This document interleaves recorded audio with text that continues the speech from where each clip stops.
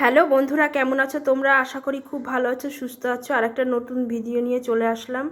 আর টাইমটা তোমরা দেখে নাও।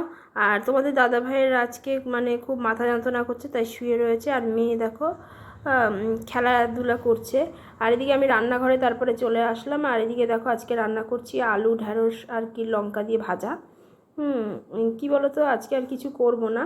আজকে কিন্তু মঙ্গলবার, মাছ করতে পারতাম, কিন্তু ফ্রিজে 4 পিসি মাছ আছে, তাই ভাবলাম কালকে করব, আজকে আর করব না। তার জন্য দেখো আলু ঢ্যাঁড়স ভাজা করছি, আর হয়েও এসছে প্রায়। আর ভাত করব, ভাত রান্না করেছি আর কি। হ্যাঁ দেখো ভাত করেছি। তোমাদের দাদা ভাইয়ের শরীরটা বলছে ভালো লাগবে না, তাই বলছে ভাত খাবে, তাই আমি বললাম ঠিক আছে তাহলে ভাত খাও। তাহলে রুটি আর করিনি ওর জন্য। আর এদিকে দেখো মুসুরির ডাল ফোড়ন দিয়ে রেখে দিয়েছি, 5 ফোড়ন ফোড়ন দিয়ে মুসুরির ডাল করেছি।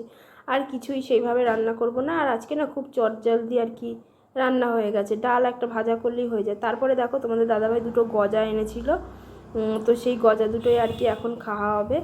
তো তারপরে দেখো গজা আমরা খেয়ে নিয়ে তারপরে একটা গাছে ঠাকুর দিতে গেছি, তখন একটা বেল পড়েছে।